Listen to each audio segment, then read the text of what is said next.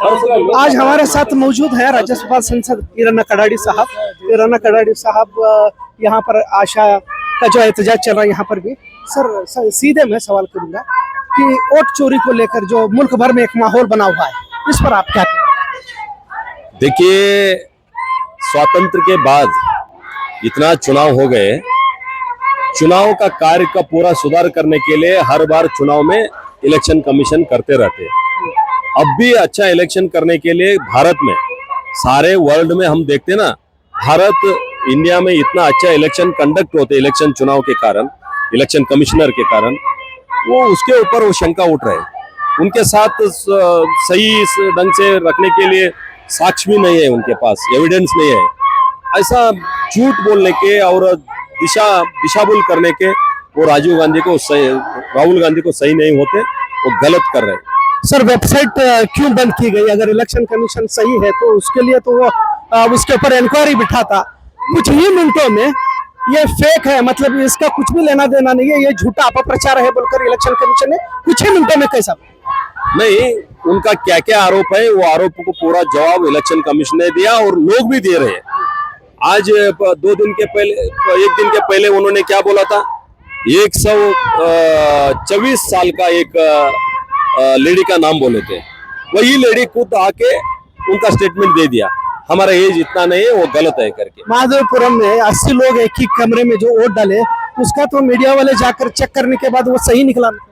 सही नहीं है वो माधवपुर में बहुत छोटा काम करने का लोग रहते हैं, उनका इनकम भी बहुत कम रहते हैं। वो इनकम के हिसाब से छोटा छोटा घर बनाया उन्होंने।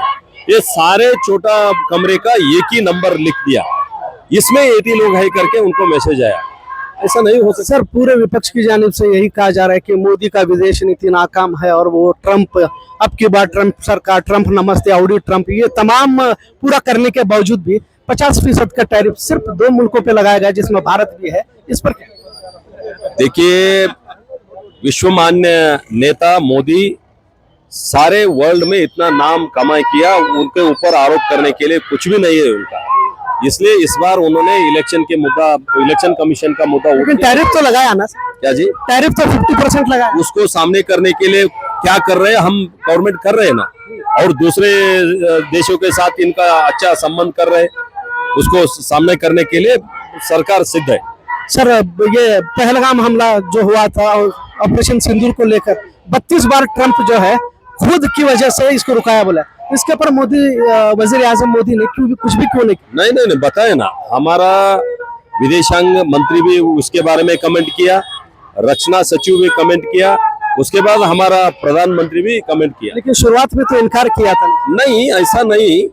वो ट्रंप का एटीट्यूड आप देखने के बाद मालूम होते हैं, वो स्टडी स्टेटमेंट नहीं देते। नहीं, लेकिन ट्रंप पर भरोसा ही क्यों किया गया था, जबकि वो इस तरह का आदमी पहले से नहीं। भारत किसी देश के बीच वो मीडिएटर को नहीं चाहते। डायरेक्ट पाकिस्तान का आर्मी चीफ ने हमारे आर्मी चीफ के साथ बात किया, उसके बाद वो युद्ध ये बंद हो गया। अच्छा, ये जो अभी आज भाजपा और कई हिंदुत्ववादियों की जानिब से जो एहतजाज किया गया था धर्मस्थल को लेकर, धर्मस्थल में आज भी कई जगह पर कंकाल जमीन से निकल रहे हैं, इसे बदनामी षड्यंत्र कैसे कहा जाए? नहीं, धर्मस्थल एक ही नहीं है, ऐसा हमारा कर्नाटक में बहुत मठ और मंदिर, 6 लोगों का श्रद्धा केंद्र का ऐसा दिशाभूल करके उसका नाम बदनाम करने के एक व्यवस्थित षड्यंत्र चल रहे हैं।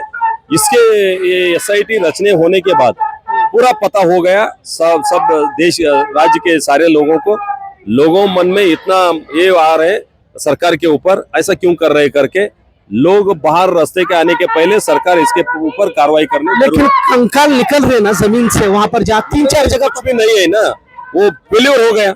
वो अनामिक व्यक्ति कौन है, उनके ऊपर कानून कार्रवाई करने जरूर है। ये वोट चोरी पर आप क्या कार्रवाई करेंगे?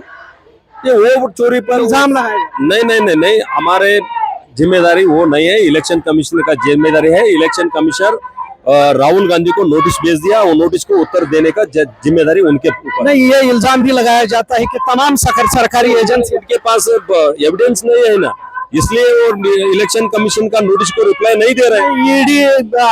ईडी CBI तमाम सरकारी एजेंसियों को मिसयूज मोदी गवर्नमेंट कर रही है। ईडी और ये इलेक्शन कमिश्नर इंडिपेंडेंट बॉडी है, अपने आप काम कर रहे हैं। वो गलत तो आरोप है, वो झूठ आरोप है। भाजपा स्पोक्स पर्सन को जज बनाया जा रहा है, इस पर क्या? क्या जज बना? जज वो लेडी को वो एलिजिबल है तो कर सकते ना। वो जिम्मे ये स्पोक्स पर्सन है तो किसी काम नहीं कर लेकिन सकते। विचारधारा से एक विचारधारा अलग बात है, जज का काम अलग है। वो जज के सीट पर बैठने के बाद वही काम कर सकते हैं ना, लॉ के ऊपर। बहुत बहुत शुक्रिया सर।